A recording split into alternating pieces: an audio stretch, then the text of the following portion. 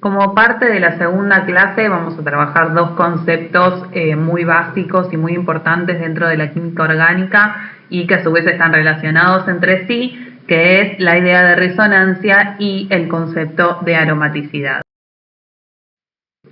Bueno, voy a comenzar por intentar transmitirles una idea muy básica de lo que implica la resonancia. ¿Sí? Más de una vez a ustedes les va a pasar, como menciona acá la primera premisa, que algunos compuestos no se pueden representar adecuadamente por una sola estructura de Lewis. ¿Sí? Por ejemplo, acá tienen un catión que todavía no lo conocen, pero bueno, se llama metaniminio.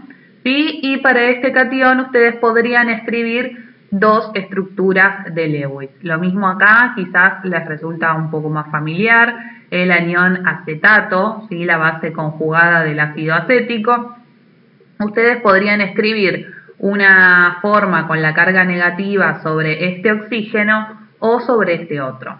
Bueno, cuando les pasan estas cosas, que no hay una sola estructura de Lewis adecuada que represente el compuesto, lo que ocurre es que en realidad el compuesto va a tener características de ambas estructuras de Lewis. ¿Sí? Lo vamos a llamar un híbrido de resonancia en este caso. Y a cada una de las estructuras de Lewis las vamos a llamar estructuras de resonancia, estructuras límite, contribuyentes al híbrido de resonancia, ¿sí? Tienen distintos nombres que se pueden utilizar, ¿sí? Que les menciono algunos en esta parte de acá.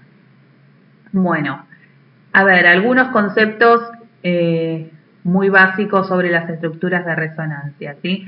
Fíjense, nosotros las ponemos entre corchetes. ¿Por qué las escribimos entre corchetes? Porque eso significa que en realidad no son aislables. O sea, el catión metaniminio en este caso, en ningún momento es esta estructura ni es esta otra, ¿sí? Es muy importante que diferencien la resonancia de lo que es un equilibrio. No es que un tiempo el compuesto, por decirlo de algún modo, es esta estructura de la izquierda y luego un tiempo es la estructura de la derecha y va y vuelve, ¿sí? Sino que todo el tiempo es un promedio de ambas estructuras, ¿sí? Hay un ejemplo, digamos, bastante clásico que se da en algunos libros, pero que me parece muy representativo, que es el concepto de lo que es un híbrido por ahí en la naturaleza, como una mula. Bueno, ustedes sabrán que una mula es, digamos, o sea, nace de una yegua y un burro. Bueno, una mula ustedes la podrían representar como una yegua, flechita de resonancia, ¿sí? Un burro, ¿está? Eso podría ser una representación válida, pero la mula todo el tiempo es una mula, ¿sí? No es nunca ni una yegua ni un burro, como para que se entienda un poco la idea. Esta forma de representar de distintas estructuras de Lewis correctas es una forma de representación que tenemos nosotros. No significa que el compuesto un tiempo tenga una estructura y un tiempo tenga otra estructura, ¿sí? Bueno, después, a ver, ¿qué más les quiero decir sobre esto? Bueno, muy importante, la flecha de resonancia, fíjense, esta es la flecha característica que se usa, no es la flecha de equilibrio.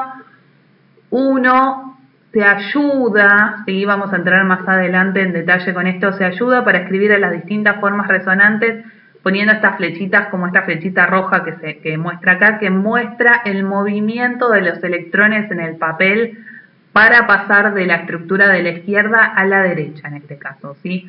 Obviamente esta flecha representa una ayuda que yo me doy dentro de la parte práctica y gráfica para escribirlo. No significa que los electrones están yendo y viniendo, ¿está? Recuerden que esta es una forma de representarlo, pero siempre tenemos un promedio, ¿sí? Un híbrido de ambas estructuras. Bueno, lo que es importante es que la resonancia desempeña un papel fundamental en lo que es la estabilización de las estructuras químicas. Por ejemplo, en este caso, el catión metaniminio es un catión que está estabilizado por resonancia, ¿sí? Vamos a llamarlo estabilizado por resonancia. ¿Por qué? Porque fíjense que acá en la estructura de la izquierda tienen la carga positiva centrada sobre el carbono y en la estructura de la derecha la carga positiva está sobre el nitrógeno, ¿sí? vamos a decir que permite la dispersión de la carga positiva, es decir, dicho como en términos más sencillos, la carga positiva está compartida en cierto modo por el carbono y por el nitrógeno. Bien, ahora sí vamos a las estructuras de más abajo, a lo que es el anión acetato, que es un anión muy estabilizado por resonancia. Fíjense en este caso que la carga negativa estaría compartida por ambos oxígenos, ¿sí? O sea que la carga negativa va a estar deslocalizada y siempre que podemos deslocalizar un par electrónico, una carga negativa, eso contribuye muchísimo a la estabilización y como vamos a ver en las clases de acidez luego, esta gran estabilización del anión va a ser lo que justifique la gran ¿no? relativa, pero la gran acidez del ácido acético. Bueno, dos cosas me quedaron en el tintero de la diapositiva anterior que se las voy a explicar sobre esta. Empiezo por el concepto más corto, ¿sí? Tomando en este caso como ejemplo el nitrometano y sus estructuras resonantes. Acá tienen las formas resonantes de la función nitro. Fíjense que, un poco parecido a lo que vimos antes, la carga negativa está compartida por ambos oxígenos. Y si ustedes miran, por ejemplo, este enlace nitrógeno-oxígeno, en la estructura de la izquierda es un enlace simple, mientras que en la estructura de la derecha es un enlace doble, ¿sí? Obviamente, como dijimos antes, la molécula real es un promedio entre ambas estructuras, el híbrido de resonancia, así que no les debería llamar la atención que digamos que este enlace particular va a tener un carácter de doble enlace parcial, ¿sí? Va a ser más corto que un enlace simple y más largo que un enlace doble clásico, ¿sí?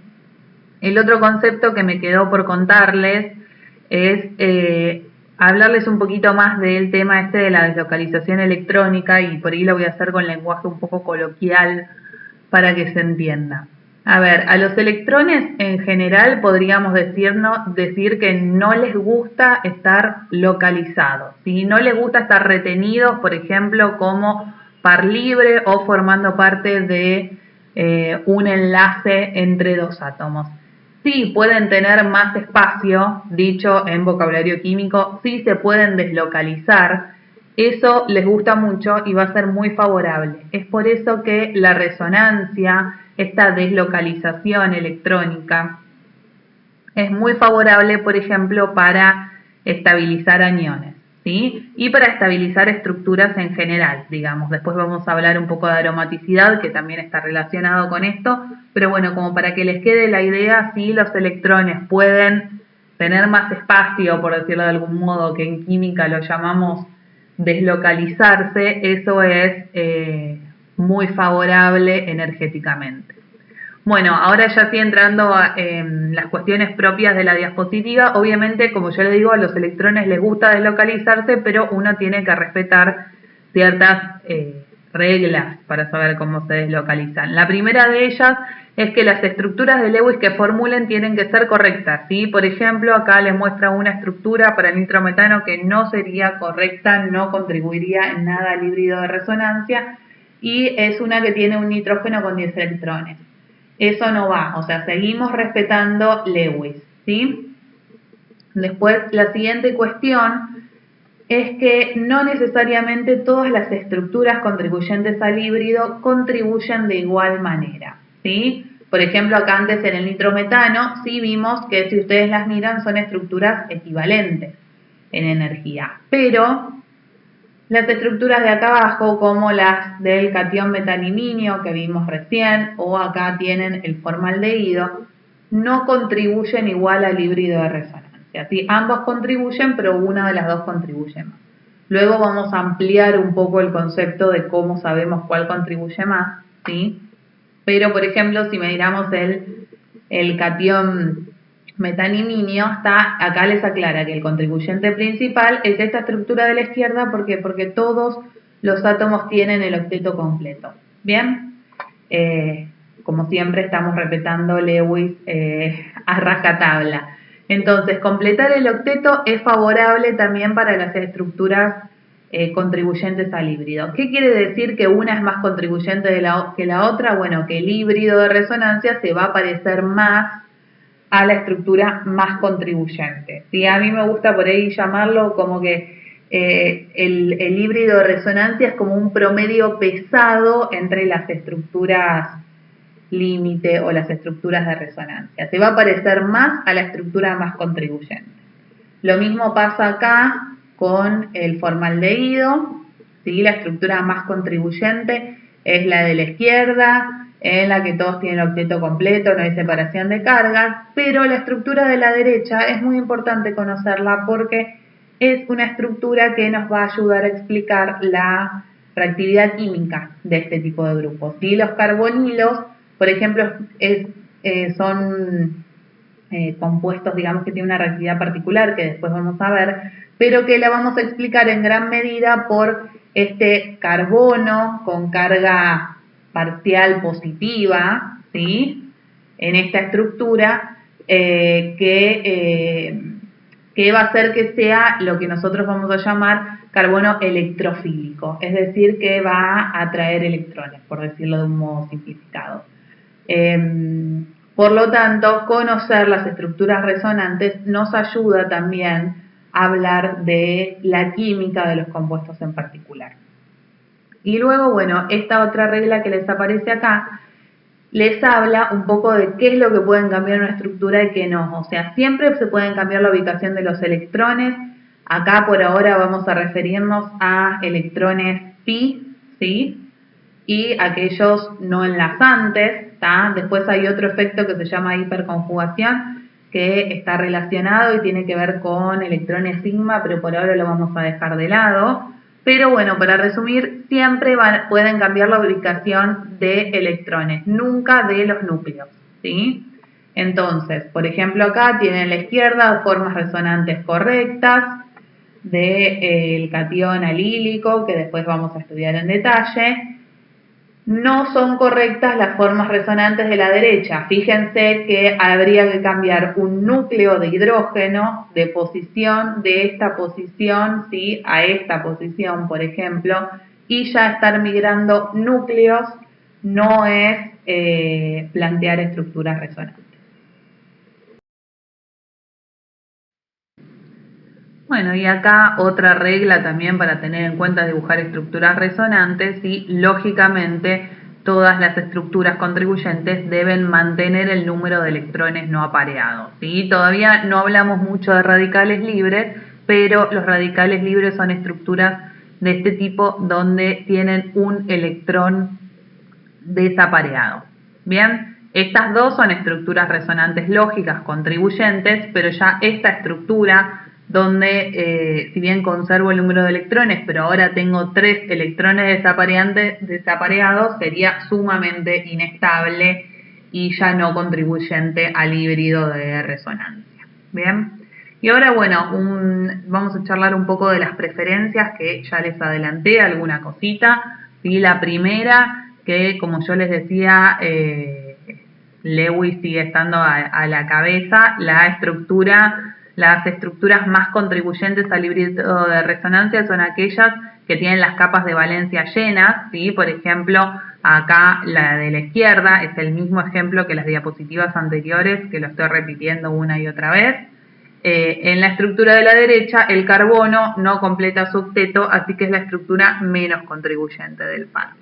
Bueno, ahora, cuando dos o más estructuras completan la capa de valencia, ¿sí? Como en el caso del ejemplo de más abajo, ¿sí? Fíjense, acá van a contar 8 electrones para cada uno, obviamente menos para los hidrógenos, ¿no? Y lo mismo en esta estructura de la derecha. Bueno, pero ¿cuál es la diferencia entre ambas estructuras? Acá empiezo a tener lo que llamamos una separación de cargas. O sea, la estructura sigue siendo neutra, ¿sí? Pero voy a tener el cloro con la carga formal positiva. Aprovechen para repasar cálculo de carga formal, ¿sí? Que estaba, no sé, en la clase 1 o 2, ¿sí? De la vez pasada.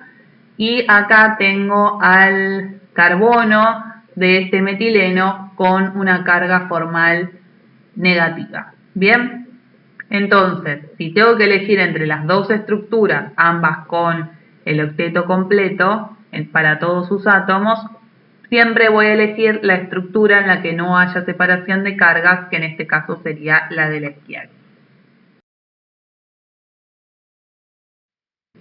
Bueno, y acá continuando con las preferencias, tomando el primer caso, sí, nuevamente tenemos estructuras que ambas satisfacen la regla del octeto, sí, y en ambas nos encontramos una carga negativa. Bueno, cuando nos ocurre algo de este tipo, lo que nos dice la regla es que la mejor opción es que la carga negativa, en este caso, quede sobre el átomo más electronegativo de los posibles, ¿sí? Tomando este ejemplo particular, que es un tipo de anión que lo vamos a llamar carbanión enolato, ¿sí? Porque en sus estructuras resonantes la de la izquierda es un carbanión, ¿tá? Este carbono con carga negativa, y la de la derecha es un enolato, es la base conjugada de un enol, y las vamos a estar trabajando más adelante. Bueno, de estas dos estructuras, la más contribuyente es la de la derecha, es decir, el enolato. ¿Por qué? Porque la carga negativa va a quedar depositada, ¿sí?, sobre el átomo más electronegativo, que es el oxígeno. ¿Bien? O sea, obviamente la inversa, si tuviéramos una carga positiva, va a ser mejor que quede sobre el átomo más electropositivo. Bueno, y la última reglita que vamos a ver, o preferencia, es que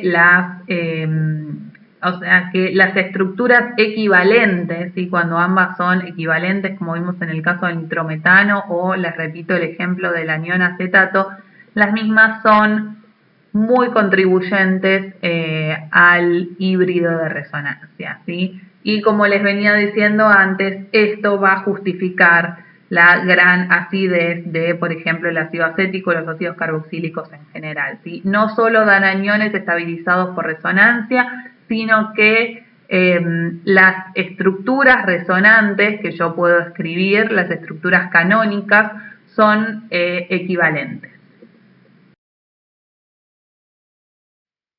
Bueno, con esta diapositiva les quiero introducir el tema de dobles enlaces conjugados, que está relacionado, como vamos a ver, con el tema de deslocalización electrónica que veníamos charlando, ¿sí? ¿Qué son, para empezar, los dobles enlaces conjugados, o a qué llamamos? Bueno, tenemos que tener un doble enlace, luego, digamos, estrictamente un enlace simple, y luego otra vez un enlace doble, ¿sí? Esas son estructuras de dobles enlaces conjugados. Acá tienen 3 pentadienos diferentes, ¿sí? Cambia la posición de cada uno de los enlaces dobles, y les muestra un ejemplo en el que con dobles enlaces conjugados, acá los vamos a llamar dobles enlaces aislados, ¿sí? Van a tener uno o más enlaces simples que van a separar, dos o más enlaces simples que van a estar separando esos enlaces dobles. Y por último, les pongo el ejemplo para que no se confundan con los alenos, ¿sí?, que son 1 o 2 dienos. Acá 1 o 2 no se refiere a posiciones estrictas, sino relativas. No es que siempre tienen que estar en posición 1 y en posición 2 de la molécula, digamos, según la IUPAC, sino que son posiciones relativas entre ellos, ¿sí? O sea, siempre tenés un doble enlace inmediatamente seguido el otro doble enlace, sin ningún enlace simple en el medio. Este tipo de compuestos los vamos a llamar alenos. No los vamos a ver demasiado en este curso de química orgánica, ¿sí? Pero bueno, simplemente para que no se confundan. ¿Por qué? Porque ¿qué es lo importante, digamos, para introducir este tema de los dobles enlaces conjugados? Que los dobles enlaces conjugados van a dar una estabilidad particular a la molécula, ¿sí? Estos van a dar mayor estabilidad que si los enlaces estuvieran aislados, y, digamos, los alenos justamente son compuestos comparativamente más inestables, así que bueno, por ese motivo no hay que confundirlos. ¿Bien? Muy bien, bueno, y la idea de esta diapositiva es explicarles por qué de esta estabilidad particular de los dobles enlaces conjugados, ¿sí? Entonces, acá tienen una estructura con dobles enlaces conjugados, ¿bien? Y fíjense que pueden escribir dos estructuras resonantes adicionales, ¿bien? O sea, la estructura de la derecha la pueden escribir si mueven los electrones como están en estas flechitas en rojo, y la estructura de la izquierda es el resultado de mover los electrones como las flechitas en azul, ¿sí? Así que tenemos tres estructuras que van a contribuir al híbrido de resonancia. Obviamente la más contribuyente, según lo que hablamos recién, es aquella que no tiene separación de cargas, pero bueno, las otras dos estructuras también contribuyen en cierta medida, ¿sí? Y ahora vamos a analizar un poco más esto. Acá les puse a modo de comparación, porque bueno, no tienen por qué recordarlo a esta instancia, la longitud de un enlace simple, ¿bien? Más o menos 1,53 Armstrong. Entonces acá, cuando vamos a ver qué es lo que pasa con el enlace simple este que une los dos enlaces dobles, vemos que es un enlace particularmente corto, ¿sí? 1,48 Armstrong. ¿Bien? Entonces uno podría decir, bueno, considerando que en realidad esto era un solapamiento en el etano sp3-sp3, como ya sabemos que los orbitales sp2 son un poco más cortos, uno podría decir que, bueno, se debe a que el solapamiento es entre orbitales sp2. Bueno, entonces acá les pongo a modo de comparación, ¿sí? Fíjense, un solapamiento sp2-sp3 es un poco más corto, pero no radicalmente más corto, ¿bien?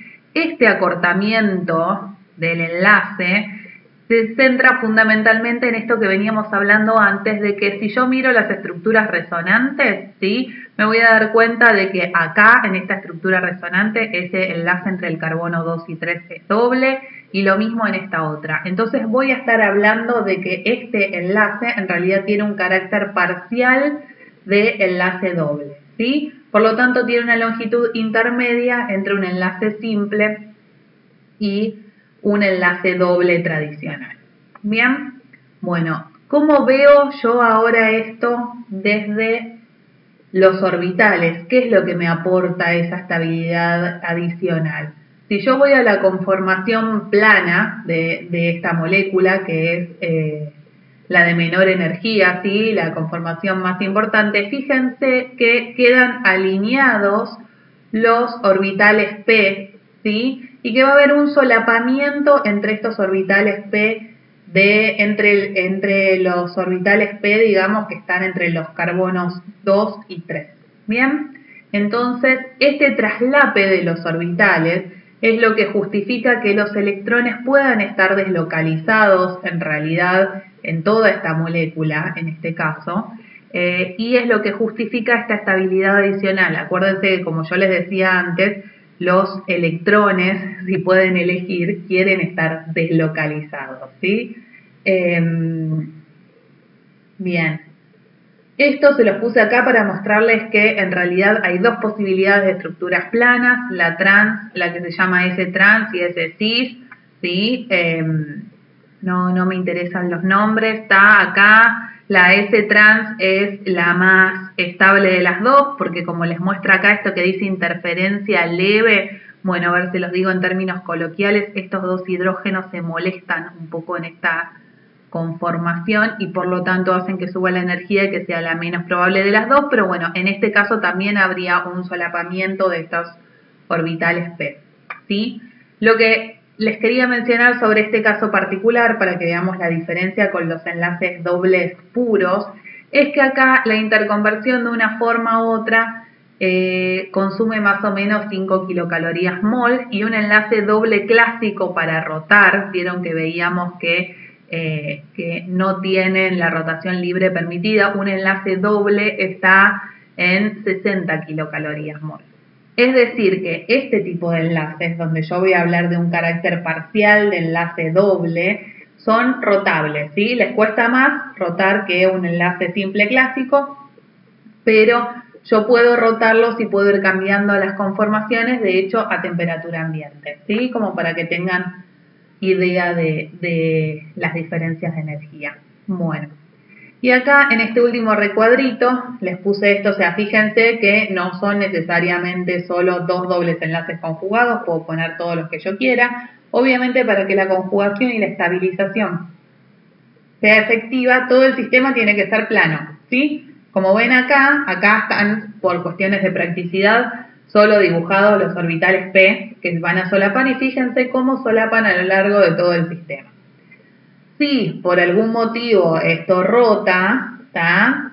Noten, como acá abajo sí, este enlace rotó, fíjense cómo ahora estos orbitales salen del plano, se rompe la conjugación, y en este caso, cuando yo no tengo una conformación plana, no hay solapamiento de estos orbitales P y eso no contribuye a la estabilización, ¿sí? Por lo tanto, para que el solapamiento de los orbitales P sea efectivo, tiene que ser un sistema plano.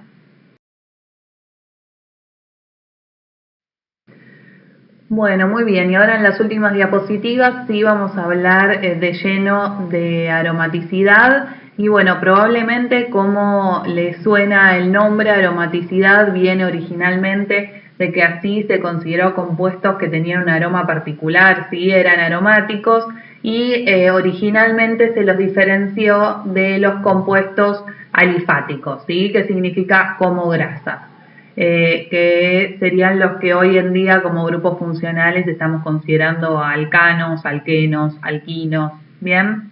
Bueno, esta separación en química orgánica duró poco, ¿sí? Se dieron cuenta que no era una característica fundamental de los compuestos aromáticos su aroma, valga la redundancia, pero sí se cambió la definición a la que consideramos hoy en día, que son compuestos que sí tienen una estabilidad particular, ¿sí? Son compuestos que son muy estables, como vamos a ver ahora. Bien, bueno, y les empiezo a hablar del benceno, el compuesto aromático por excelencia, y les quiero contar un poquito, muy resumidamente, la historia de la estructura del benceno, cómo se llegó a la estructura del benceno como la conocemos hoy en día, porque me parece que es uno de los ejemplos más representativos de cómo se construye el conocimiento y cómo teorías nuevas y modelos nuevos van completando y mejorando los modelos anteriores. Bien, entonces para comenzar tenemos a Faraday, que aísla el benceno en 1825, y después este señor Mitscherlich lo que hace es sintetizar el benceno a partir de ácido benzoico, y ambos coinciden en que era un compuesto con una relación muy baja de hidrógeno a carbono, ¿sí? Era un compuesto muy insaturado. Bien, entonces, ¿qué es lo que dicen los químicos en ese momento? Dicen, muy bien, entonces estamos en presencia de algo tipo un alqueno, ¿sí? Pero ¿qué es lo que ven? Que la verdad es que el benceno no da las reacciones típicas de los compuestos insaturados que conocían como los alquenos, ¿sí? Los alquenos dan reacciones de adición, después las vamos a estudiar bien, pero acá tienen algunos ejemplos con permanganato de potasio en ciertas condiciones, dan 1 o 2 dioles, ¿sí? Y con bromo en tetracloruro de carbono, como ven acá, dan el compuesto dibromado, ¿sí? Pero en esos casos no encontraban reacción con el benceno, aunque sí agregaban un catalizador a la reacción del bromo en tetracloruro de carbono, un catalizador como el tribromuro férrico. Sí observaban un producto, pero no de adición, sino de sustitución, ¿sí? A ver, para clarificar algo que todavía no estudiamos hasta ahora, sustitución, ¿sí? O sea, se sustituye este hidrógeno que está acá en celestito, ¿bien? Por un bromo, por eso una reacción de sustitución, en vez de lo que sería una adición clásica según lo que esperaban. Este tipo de productos de adición no se forman, ¿sí? Y además, la otra cosa que veían, más allá de esta reactividad particular del benceno, es que siempre obtenían un único producto de monosustitución del benceno. ¿Bien? Entonces, era como les daba lo mismo si reemplazaban este hidrógeno, este otro o este otro de acá, ¿sí? A partir de eso llegan a la conclusión de que, por lo tanto, todos los hidrógenos en el benceno deben ser equivalentes. Y eso es lo que saben hasta el momento. Bueno, algunos años más tarde, Augusto Kekulé, uno de los químicos orgánicos más notables de la historia, parte de tres premisas para proponer una estructura para el benceno. ¿Sí? Estas son que es un compuesto muy insaturado, como veníamos hablando, con una fórmula molecular de carbono 6, hidrógeno 6, que todos los hidrógenos deben ser equivalentes, ¿sí? Como mencionamos recién, y algo que para nosotros ahora es obvio, pero en ese momento no lo era tanto, y es que cada carbono debe formar 4 enlaces, ¿sí? Entonces propone esta estructura cíclica que sería, si la miramos estrictamente, como un ciclo hexatrieno, ¿sí? Con 3 dobles enlaces alternados. Bueno, pero esta estructura tenía un problema, y es que según esta estructura, tendrían que existir dos productos de 1,2 disustitución del benceno, ¿sí? Un producto como el que tenemos acá a la izquierda, que en el que los sustituyentes, ¿sí? O sea, las posiciones que unen los sustituyentes estén separadas por un enlace doble, y en la estructura de la derecha donde encontremos en ese caso un enlace simple, ¿sí? Y la verdad es que no existían dos productos de 1,2 sustitución, sino uno solo. Entonces, ¿qué es lo que dice Kekulé como solución? Dice, bueno, no hay problema. Lo que ocurre es que estamos en un equilibrio muy rápido entre ambas estructuras, y eso es lo que nos impide separarlas, ¿sí? Bueno, esa fue una propuesta buena para la época, si bien seguía sin explicar esta reactividad particular que estábamos hablando del benceno, por qué era tan distinto a un alqueno, ¿sí? Porque en realidad, como sabemos hoy en día, no tiene nada que ver con un supuesto ciclo hexatrieno, ¿sí? Y la realidad es que Kekulé estaba equivocado en su visión. No era esta la estructura, o sea, no es la concepción del benceno que tenemos hoy en día.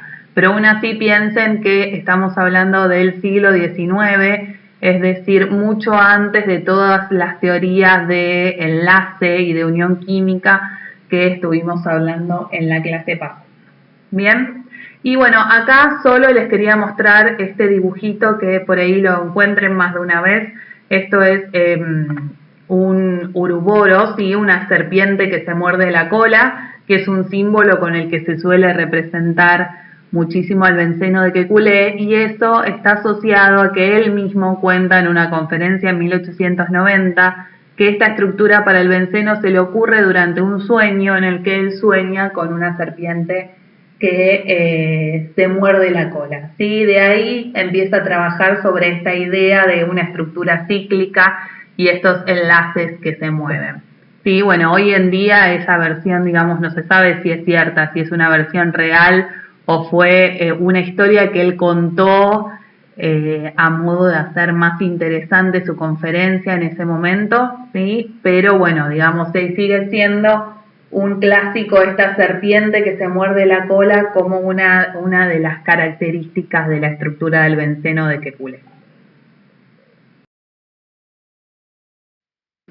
Bueno, ¿y cómo vemos al benceno hoy en día? Bueno, podemos considerar que el benceno es un híbrido de resonancia entre las dos estructuras que planteaba originalmente Kekulé, ¿sí? Que ahora las veríamos como estructuras límite, estructuras contribuyentes al híbrido de resonancia. Fíjense que, como veníamos hablando, son dos estructuras de Lewis correctas, donde solamente cambia la disposición de los electrones pi, ¿sí? Bueno, y ese híbrido de resonancia se lo suele representar como este hexágono con un círculo adentro que da una idea, digamos, muy buena de lo que implica la deslocalización electrónica, ¿sí? Así que van a encontrar el benceno representado de este modo, como el hexágono con el círculo en el medio, aunque podemos aceptar también la estructura, la pongo entre comillas, tipo ciclo hexatrieno, ¿sí? La estructura con los 3 dobles enlaces conjugados, una estructura de tipo Kekulé gráficamente, porque van a ver que muchas veces, sobre todo cuando estamos hablando de mecanismos de reacción, nos resulta mucho más cómodo trabajar con esas estructuras que tendrían como esos 3 dobles enlaces conjugados, ¿sí? Así que digamos cualquiera de las dos representaciones son válidas. Obviamente la que se representa con el círculo en el medio es una representación mucho más cercana a la realidad y por lo tanto más bonita. Bien.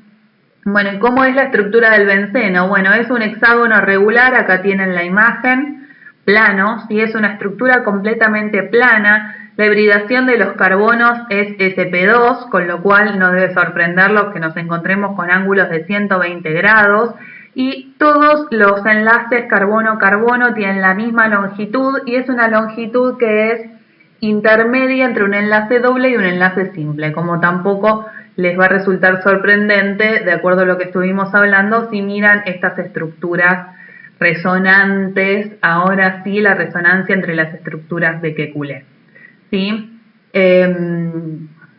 Y bueno, ahora yendo a un modelo que representa más la cuestión de orbitalización, ¿sí? O sea, ¿qué es lo que podríamos pensar que ocurren? Ustedes tienen todos los carbonos sp2 en el mismo plano y fíjense que los orbitales p solapan perfectamente con el vecino hacia un lado y el vecino hacia otro lado, ¿sí?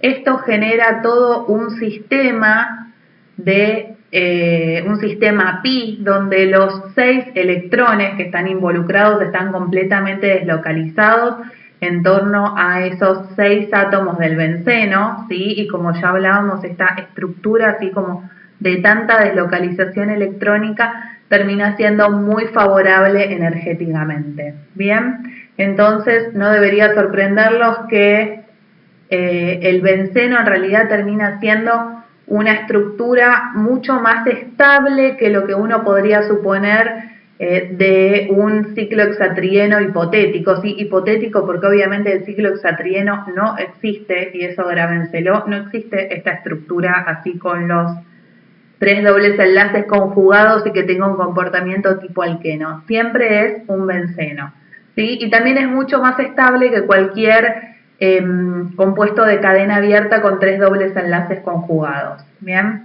esta es la característica de los compuestos aromáticos, una estabilidad inusual y que implica que sean muy poco reactivos frente a estas reacciones de adición que eran las reacciones clásicas de los alquenos. Porque si volvemos a mirar esta estructura, o sea, fíjense que yo para adicionar algo a esta molécula tendría que romper este sistema pi, ¿sí?